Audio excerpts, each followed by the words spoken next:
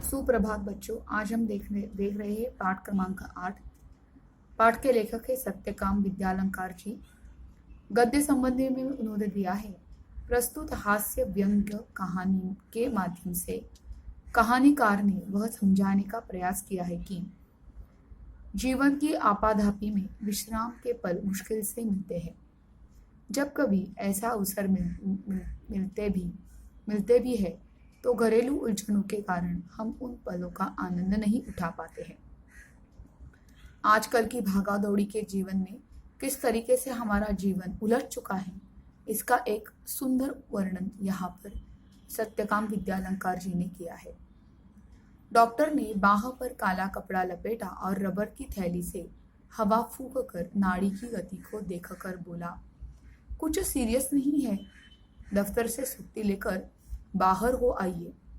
विश्राम आपको पूर्ण निरोग कर देगा, लेकिन विश्राम भी पूर्ण होना चाहिए। तो पत्नी बड़ी प्रसन्न हुई। घर जाकर श्रीमती जी ने जी से कह दिया, जुहू की तैयारी कर लो, हम 2 दिन पूर्ण विश्राम करेंगे। एक दिन बाद पूर्णिमा भी थी। चांदनी रात का मजा जुहू पर ही है।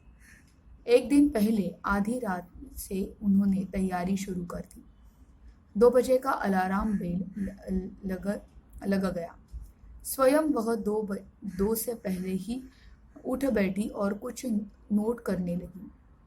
श्रीमती जी ने इन सब कामों की सूची बनवाकर मेरे हाथ में दी। गैरेज में पहुंचकर श्रीमती जी ने मोटर में हवा भरने की पिचकारी, ट्यूबवेल, रबड़ सॉल्यूशन, 1 गैलन इंजन ऑयल आदि चीजें और भी लिखी थी। दिन भर दौड़ धूप करके पायधुनी से मिस्त्री लाया। सुबह से शाम हो गई, मगर शाम तक 4 में से 2 खिड़कियों की चटकनियां भी नहीं कसी गई। मोटर के लिए जरूरी सामान लाते लाते रात तक दिल की धड़कन दुगनी हो गई। रात को सोने लगे तो श्रीमती जी ने आश्वासन देते हुए कहा, कल जुहू पर दिन भर विश्राम कर लेंगे तो थकावट दूर हो जाएगी। श्रीमती जी ने अपने कर कमलों से घड़ी की घुंडी घुमाकर अलार्म लगा दिया और खुद बाहर जाकर मोटर का पूरा मुआयना करने यह तसल्ली कर ली कि सूची में लिखे सब सामान आया या नहीं। सुबह 5 बजते ही अलार्म ने शोर मचाया।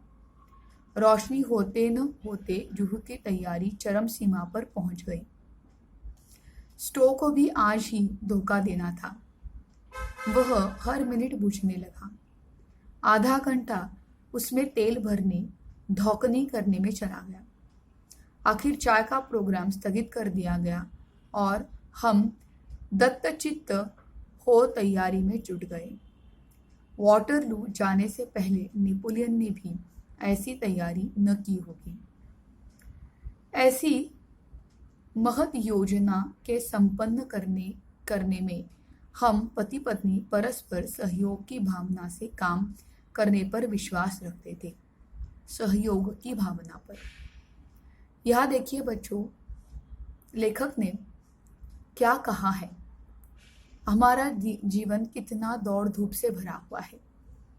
इस जीवन में हमें 2 मिनट के लिए भी वक्त नहीं मिलता है। कहीं पर जाने के लिए भी हमें कितनी सारी तैयारियां करनी पड़ती हैं। यहाँ पर लेखक ने बड़े हास्य रूप के ढंग से बताया है। लेखक की पत्नी भी इस काम में बहुत अच्छी तरीके से जुट गई थी। जब वो गाड़ी में मोटर गाड़ी की हालत देखने गई तो बहुत मेहनतों के बाद मिस्त्री आए।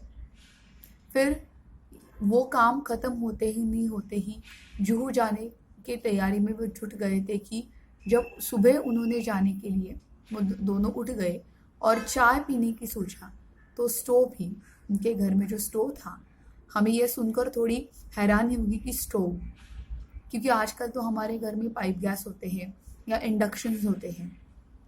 स्टोव भी उसी वक्त चला गया। स्टोव को उसी वक्त ही धोखा देना था। स्टोव को चालू करते करते आधा घंटा चला गया और इस तरह उन्होंने चाय का प्रोग्राम खत्म कर दिया। दत्तचित्त होकर मतलब स्थिर मन से उन्होंने जुहू जाने की तैयारी की। इस तैयारी के बारे में लेखक कहते हैं, नेपोलियन बोनापार्ट ये जो एक महान योद्धा हो गए हैं, उन्होंने भी अपनी युद्ध पर जाने से पहले इतनी तैयारी नहीं की होगी जितनी हम लोगों ने तैयारी की थी। यहाँ तक आपको समझ में आ गया है। धन्यवाद।